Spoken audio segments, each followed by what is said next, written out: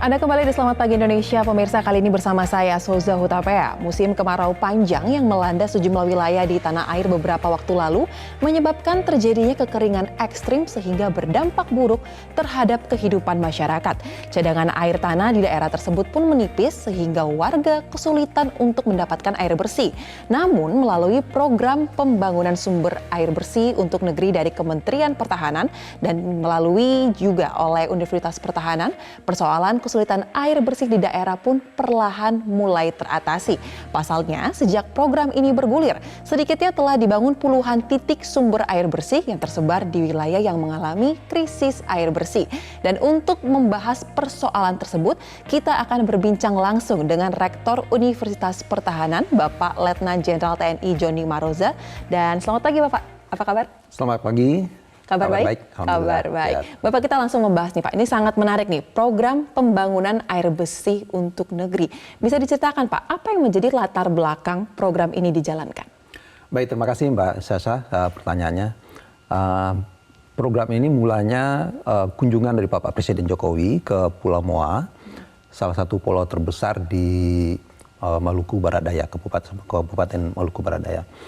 Pada saat kunjungan tersebut, ada kesempatan dialog antara Bapak Presiden dengan masyarakat. Ya, kebetulan saat itu juga Pak Menteri Pertahanan Prabowo Subianto dan beberapa menteri ikut mendampingi. Nah, di saat dialog tersebut, salah satu kepala desa namanya Desa Werwaru ya, itu menyampaikan kepada Bapak Presiden bahwa setiap tahun karena kekeringan ekstrim ada 1.000 kerbau mati.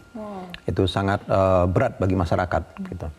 Kemudian Bapak Presiden memerintahkan untuk para menteri mengambil langkah-langkah strategis untuk mengatasi itu. Nah, kembali dari kunjungan Pulau Moa, Bapak Menteri Pertahanan langsung memanggil para pejabat di Kemhan, termasuk dari Unhan, para rektor dan beberapa warek, termasuk saya ikut.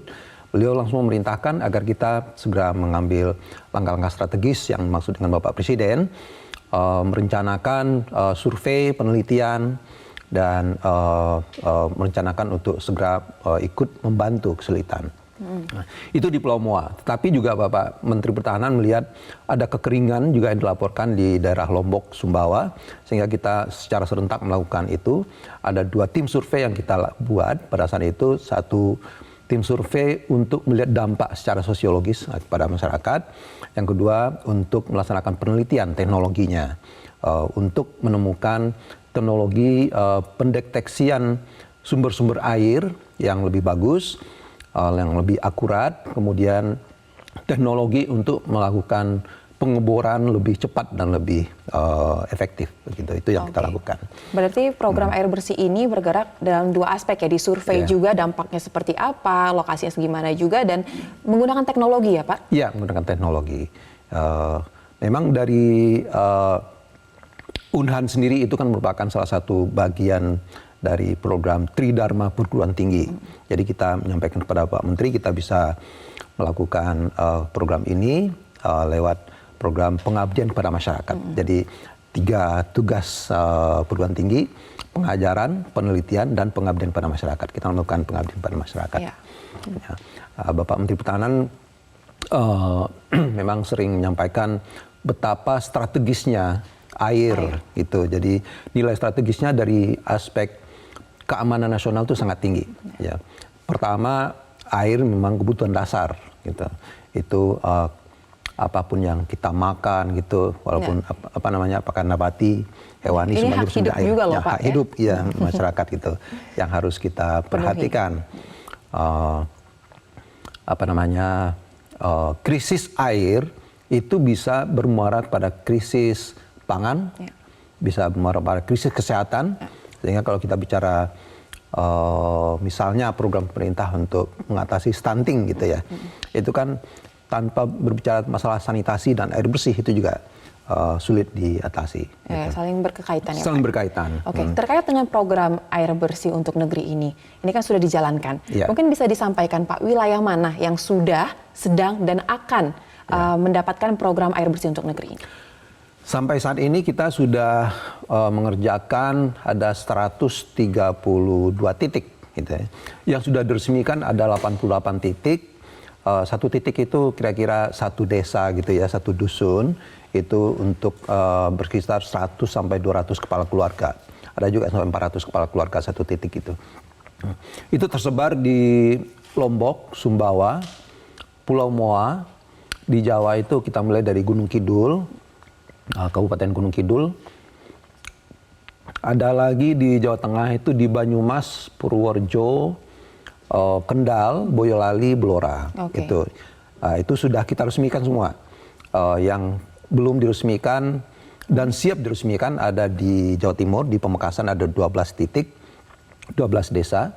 Kemudian yang sudah kita survei ada di Bangkalan, Sumeneb, dan Sampang. Ada 15 titik dan ada di Banjarnegara 5 titik sudah siap kita kerjakan juga. Jadi yang sudah siap untuk diresmikan itu ada 100 titik dan sampai saat ini sudah dimanfaatkan oleh masyarakat sekitar 15.000 kepala keluarga. Wow, sangat atau sekitar 60.000 ya, 60.000 untuk kehidupan jiwa. Warga di lokasi tersebut. Iya, cukup banyak. Kita berbicara mengenai pembangunan air bersih untuk negeri ini tidak terlepas nih Pak. Tadi Bapak sudah singgung soal adanya pemanfaatan teknologi. Nah, teknologi seperti apa sih sebenarnya yang akan digunakan?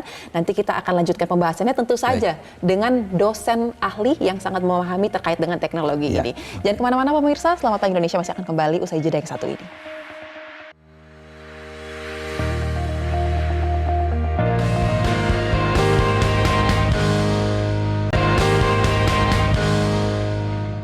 Anda kembali di Selamat Pagi Indonesia, pemirsa, dalam segmen wawancara khusus, dan kali ini sudah hadir juga bersama kami dosen Universitas Pertahanan Republik Indonesia, Bapak Okri Asvino Putra. Selamat pagi, Pak. Selamat pagi, Pak. Kabar baik ya. Nah, kita akan singgung nih, Pak Rektor, terkait dengan teknologi yang tadi kita bahas di segmen pertama. Pak Okri ini ahlinya ya sepertinya ya. Salah satu dosen kita yang ada di Unhan. Iya. Kita punya ada sekitar 5-10 dosen ya yang ahli air. Untuk air ya. Pak Okri, langsung saja coba dijelaskan kepada kami dan juga kepada pemirsa Metro TV, teknologi seperti apa sih yang digunakan untuk program pembangunan air bersih bagi negeri? Baik, terima kasih Mbak. Sesuai dengan yang sudah di-mention oleh Pak Rektor sebelumnya, bahwa dalam program air bersih ini kita menggunakan dua teknologi secara umum. Yang pertama itu adalah teknologi saat survei. Nah, survei kita menggunakan teknologi geolistrik, di mana kita menggunakan teknologi geolistrik yang lebih spesifik, yaitu spot geolistrik. Nah, dari geolistrik ini kita akan mendapatkan gambaran potensi akuifer seperti apa, potensi sumber mata air di bawah tanah itu seperti apa.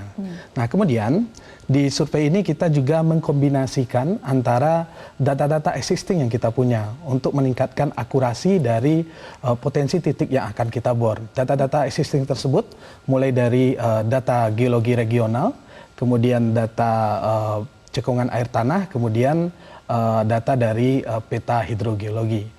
Nah, dari hasil survei, kemudian kombinasi dari data-data tadi, kita menjadikan satu dan kita menentukan titik mana yang potensi yang akan kita bor. Kemudian pada saat survei tadi, kita juga bersama tim dari Universitas Pertahanan, ada tim geofisika, kemudian tim geologi, kita melihat secara visualisasi kondisi geologi di daerah yang akan kita bor tersebut seperti apa. Nah, itu dari segi teknologi saat survei, Mbak. Oke, dan untuk lokasi ini di mana saja bisa ya Pak? Berarti tidak hanya terbatas untuk dataran rendah, tapi perbukitan atau pesisir, bahkan ada pengalaman kah terkait dengan teknologi ini digunakan di wilayah tersebut? Bisa, semua wilayah bisa, Mbak. Termasuk kemarin itu di Banyumas itu ada titik yang di puncak bukit. Nah, itu bisa kita deteksi air dan sudah kita lakukan pengeboran dan airnya sudah keluar dan sudah diresmikan juga oleh Bapak Menteri Pertahanan. Nah, kemudian yang kedua itu adalah dari segi eksplorasi, bagaimana cara pengeboran. Nah, di sini kita mengembangkan teknologi namanya itu DTH, Mbak, Down the Hole Drilling Rig, di mana kita langsung mengebor menggunakan metode mata bor yang dialiri aliran udara tekanan tinggi. Ini berasal dari kompresor. Nah, keuntungan dari teknologi ini adalah kita akan lebih cepat untuk menemukan sumber mata air dan lebih akurat. Bayangkan saja, apabila kita bandingkan dengan metode konvensional, kalau metode yang kita gunakan ini untuk lapisan batu, tanah batuan masif, itu kedalaman 100 meter bisa kita selesaikan dalam waktu 3 sampai 5 hari. Apabila dibandingkan dengan konvensional, itu bisa mencapai waktu 3 bulan atau bahkan lebih, Mbak. Ya, ini sangat menyingkat waktu, menghemat tenaga dan juga biaya tentunya dengan penggunaan teknologi ini. Rata-rata untuk penggunaan teknologi ini dari mulai survei sampai dengan eksplorasi berapa lama nih waktu yang dibutuhkan sampai akhirnya sumber air ini sudah bisa bermanfaat? Kalau misalkan untuk survei, itu sebenarnya di lapangan itu kita sudah dapat melihat potensi akuifernya seperti apa. Tapi tentu untuk meningkatkan akurasinya tentu kita perlu analisis lebih dalam lagi dengan melibatkan tim-tim yang berada di bidang yang lain. Nah, kemudian untuk eksplorasi ini mungkin paling lama itu sekitar 3 sampai 5 hari, Mbak. Oke. Baik. Pak Joni, tadi sudah dijelaskan manfaat teknologinya seperti apa, prosesnya juga ya. Apa kendala yang alami mungkin ketika menjalankan program pembangunan air bersih ini? Kendala umumnya itu masalah medan ya, medannya sulit karena kita memang memfokuskan di tempat-tempat yang tidak terjangkau oleh PDAM, biasanya di pergunungan, perbukitan, itu kendala yang dihadapi oleh tim dalam melaksanakan eksplorasi ini. Kemudian kendala sosial ya, kadang-kadang kita harus berkomunikasi dengan masyarakat untuk menyerahkan lahannya untuk kita jadikan tempat pengeboran dan membuat tenda tandon air gitu, toren gitu. Ada juga kadang-kadang konflik kepentingan begitu ya. Ada perusahaan-perusahaan yang selama ini menjual air ke masyarakat, terus kita tiba-tiba menyediakan air secara gratis.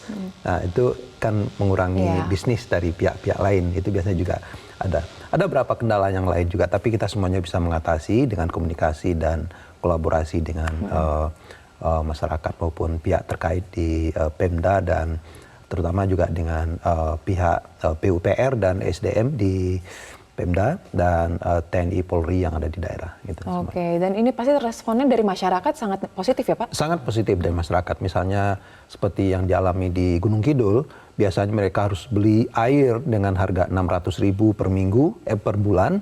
Sekarang mereka hanya bayar Rp20.000 untuk iuran listrik untuk pompa air bersih tersebut. Dan pompa ini sekarang dipelihara oleh warga juga Pak? Dipelihara oleh warga, ya secara bersama-sama. Di bawah koordinasi Kepala Desa dan Babinsa, Babinmas, semua dilibatkan untuk pengawasannya. Oke, semua elemennya terlibat ya Pak untuk memastikan air bersih ini merata di wilayah tersebut. Nah, menariknya nanti kita akan hadirkan juga nih Pak, langsung dari Bupati Gunung Kidul terkait dengan testimoni atas program air bersih untuk negeri ini. Jangan kemana-mana pemirsa, sesaat lagi.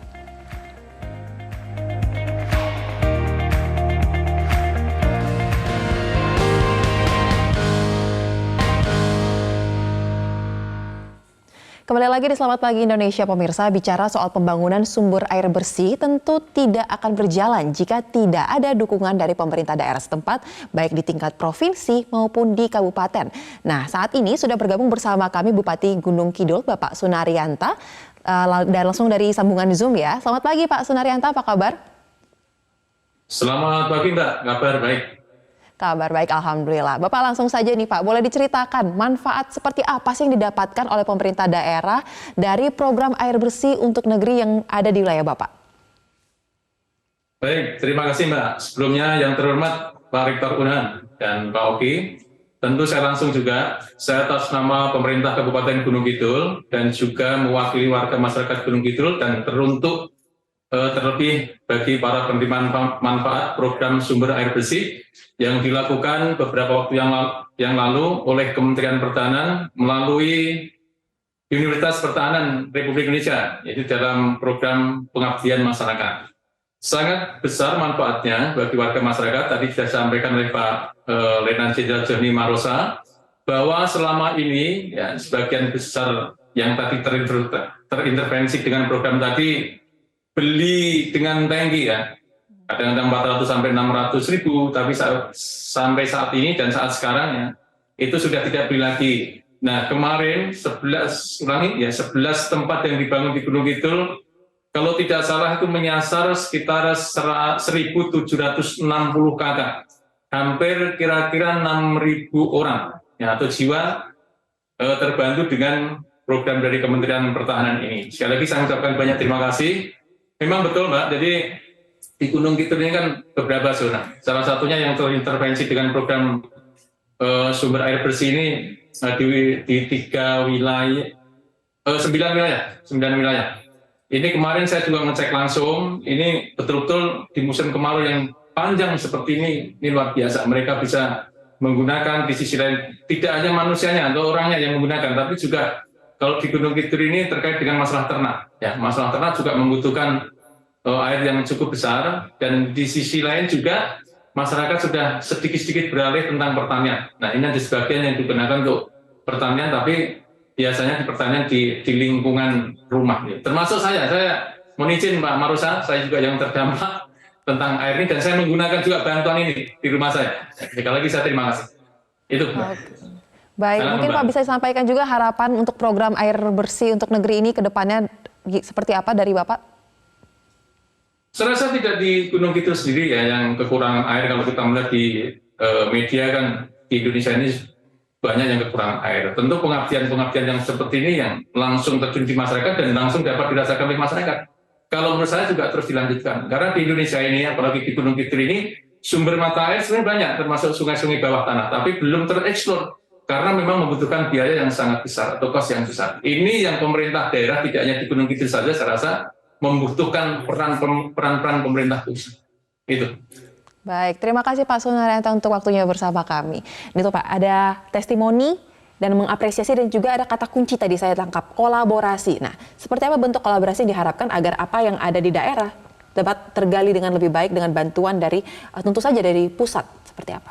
Iya, terutama kolaborasi dengan pemerintah daerah ya gitu, atau dengan kementerian-kementerian lain yang barusan kita sedang gagas itu dengan PMK, Kementerian PMK ya, melibatkan BNPB, PUPR, dan PMK sendiri. Jadi kita di Banjarnegara itu sudah melaksanakan survei di 5 titik, itu dari PMK dengan dengan bantuan dari BNPB itu menyediakan dananya, dari kita tenaganya dan teknologinya dari Unhan, kemudian juga dari PUPR. Maksudnya begitu karena masalah keterbatasan anggaran ya, di kita juga tidak bisa semua daerah di Indonesia kita cover. Jadi kalau misalnya ada bantuan dari program-program lain, misalnya program stunting gitu untuk mengatasi kemiskinan, itu bisa kita kolaborasikan untuk menyediakan air bersih, sanitasi gitu untuk masyarakat, itu juga bisa. Nah, kemudian kolaborasi dengan teknologi, perusahaan-perusahaan air, perusahaan teknologi air yang ada di Indonesia maupun internasional gitu. Kita sudah melaksanakan MOU juga dengan 3 perusahaan dari Perancis, termasuk salah satunya Via Marina yang bisa mengalirkan air dalam jumlah besar. Itu bukan hanya sekedar untuk kebutuhan rumah tangga, tapi untuk pertanian. Jadi itu bisa mengalirkan dari sungai, kemudian dibawa berkilo-kilometer di bawah laut, dipindahkan ke pulau lain untuk pertanian. Itu cukup besar. Jadi ada juga teknologi untuk fog catcher. Jadi dari embun itu kita bisa olah, kita tampung itu menjadi sumber air tawar. Kemudian desalinasi kita juga mengembangkan itu dengan bantuan dari perusahaan-perusahaan teknologi. Kita ada di Unhan melakukan penelitian dan sudah ada proyeknya itu sudah ada, merubah air laut menjadi air tawar gitu. Jadi banyak sekali sebetulnya yang bisa kita lakukan kolaborasi dengan pemerintah, dengan perusahaan swasta, teknologi untuk kita bersama-sama mengatasi masalah kesulitan air. Kesulitan air ini salah satunya juga disebabkan karena perubahan iklim ya. Ya, jadi betul. Memang inovasi tidak boleh berhenti karena kita harus menyesuaikan dengan kondisi terkini di mana kita tinggal dan hidup ya. Pak, program air bersih ini sangat diapresiasi. Tadi salah satunya juga dari Pak Sunaryanto yang sudah menyampaikan apresiasinya. Air yang juga kita tahu ini sumber kehidupan. Nah, kalau Bapak sendiri, harapan Bapak dengan sudah menjalankan dan masih terus akan melakukan program ini seperti apa, Pak? Ya, sama seperti yang disampaikan Pak Bupati tadi, harapannya kita bisa bekerja sama, kolaborasi lebih bagus lagi, karena dari perspektif pertahanan negara atau keamanan nasional, Pak Menteri Pertahanan juga sering menekankan bahwa kita harus mewaspadai 3 krisis berikut ini, krisis pangan, krisis energi, dan krisis air. Tapi ini semuanya berkaitan. Gitu. Krisis air bisa berakhir pada krisis pangan, bisa juga krisis energi, begitu ya. Air bisa digunakan untuk pembangkit tenaga listrik menggunakan air. Makanya dari aspek keamanan nasional ini sangat penting ya. Di samping tadi untuk kebutuhan dasar, untuk makan, minum, cuci, itu juga bisa untuk transportasi, untuk pembangkit listrik, dan untuk merubah peradaban itu juga sangat penting. Salah satunya yang kita lakukan di Sumbawa itu merubah pola hidup masyarakat yang tadinya tidak punya MCK, mandi, cuci, kakus itu begitu sudah ada air, kita proyek air itu, mereka langsung berubah polanya. Bisa membangun bikin MCK di setiap rumah gitu. Jadi itu kan artinya secara sosiologis juga dampaknya cukup besar untuk merubah peradaban masyarakat kita. Ya, betul. Sangat program yang sangat bermanfaat dan langsung dirasakan oleh masyarakat. Betul. Baik. Terima kasih Bapak Letjen TNI Joni Maroza, Rektor Unhan untuk waktunya, dan juga Bapak dosen Okri telah berbagi pandangan mengenai teknologi dan juga program air bersih untuk negeri. Dan pemirsa, ini merupakan akhir segmen wawancara khusus kami bersama dengan pimpinan Unhan terkait dengan program air bersih untuk negeri. Selamat Pagi Indonesia masih akan kembali usai jeda yang satu ini. Terima kasih.